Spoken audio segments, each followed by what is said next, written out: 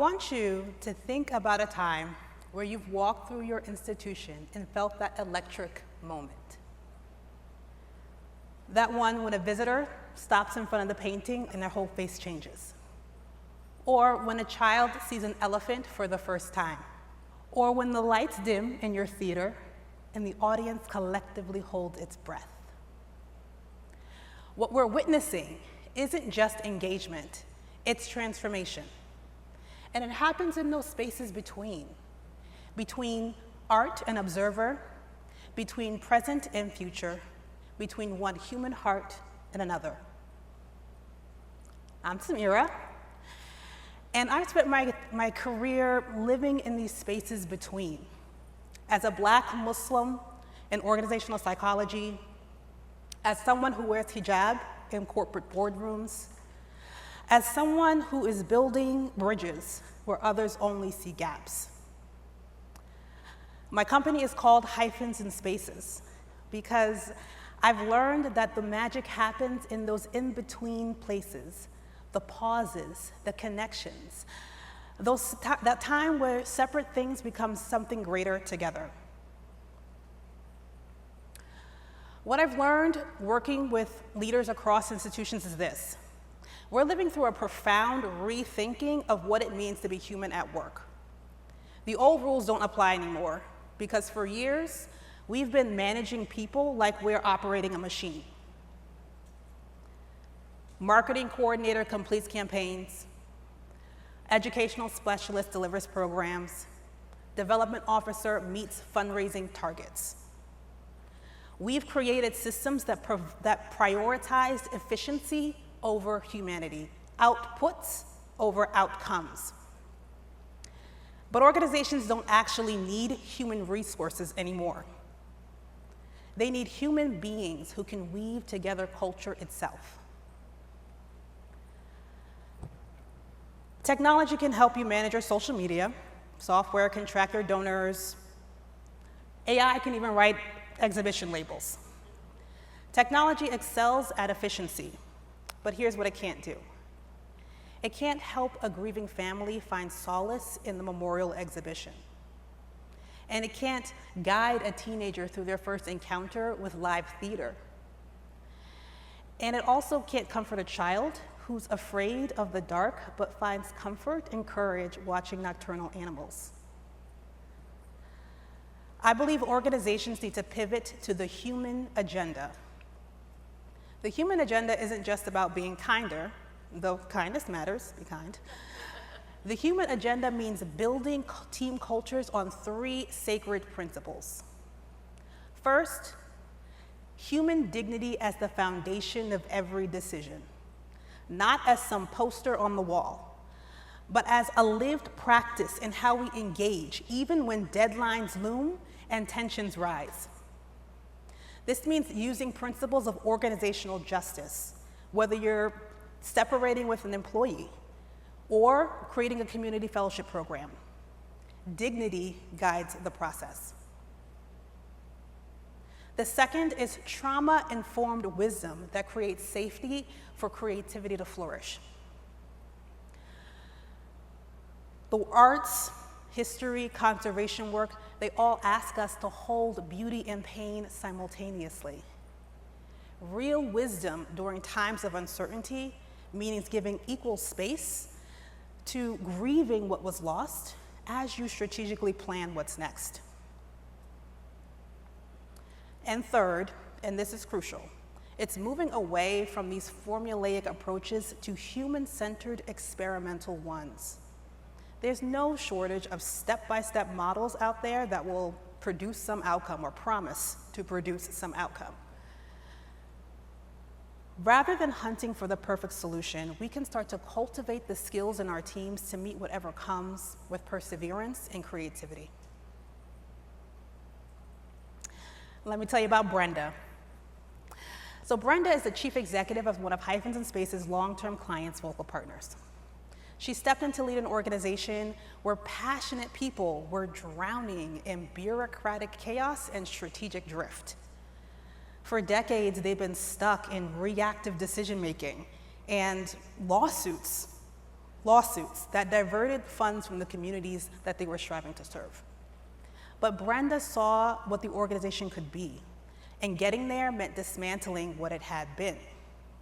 So she did what organizational leaders struggle sometimes to do. She chose transformation over preservation. 3 of the 5 entities that made that partnership chose to walk away rather than undergo the change. And staff tensions rose as executive team members who were comfortable with the familiar systems began to push back against her vision.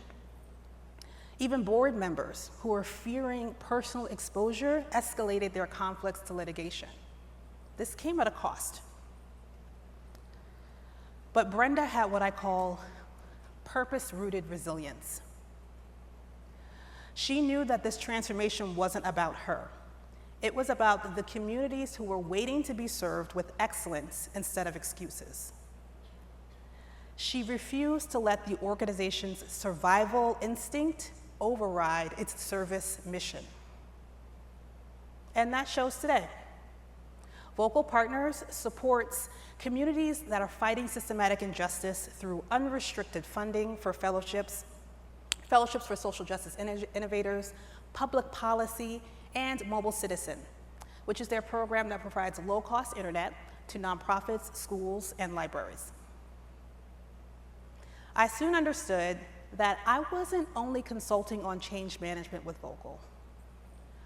Together, we were tending to the spaces between what was and what could be. In our collaboration, we moved the organization from reactive to proactive, from controlling to empowering, from paternalistic to trusting. We transformed a culture of fear into one where staff achieved the highest satisfaction ratings in the organization's history. Brenda taught me what no textbook could. She was modeling what it looked like to lead from integrated humanity, not just professional competence, but wisdom forged through life's complexities, purpose-rooted resilience in action that was greater than self-preservation. I carry that with me, and it sustains me even now in this current period of upheaval and uncertainty, especially in my profession.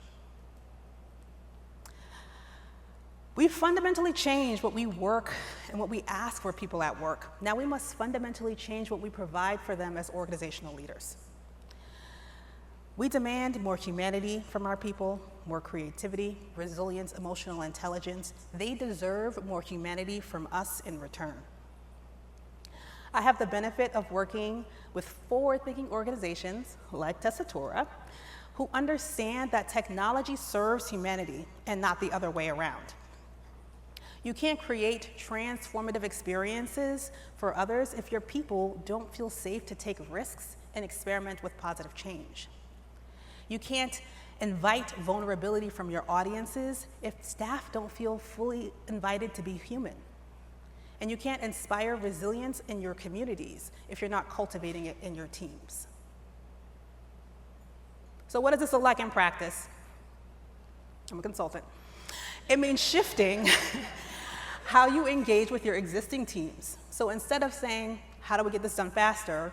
Or how do we get more productivity? You're asking, how do we create the conditions where people can bring their creativity and resilience to this work? Instead of implementing another policy or procedure, slow down and ask, how do we help our people develop the interpersonal skills to navigate this complexity together? It means recognizing that your curator's ability to handle controversy around a challenging exhibition isn't only about their art history expertise. It is also about their emotional intelligence, their capacity to hold tension, and their skill at bridging different perspectives.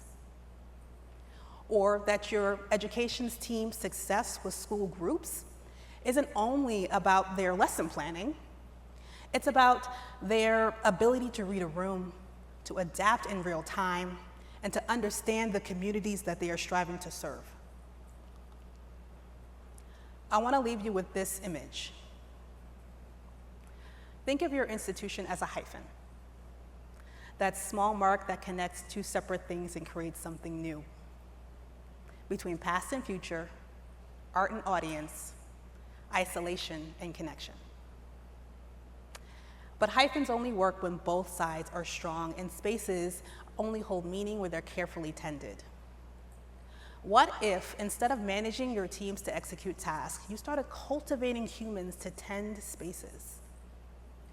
What if you looked for ways to develop people who could hold complexity with grace and who could build bridges where others only see gaps?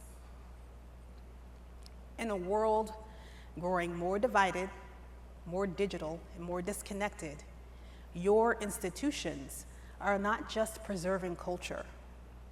You are modeling what it looks like when humans come together around what matters most. The future doesn't belong to organizations with the most effective systems or the best technology. It belongs to organizations and places where human dignity is honored, where resilience is cultivated, and where the spaces between us become places for possibility instead of division.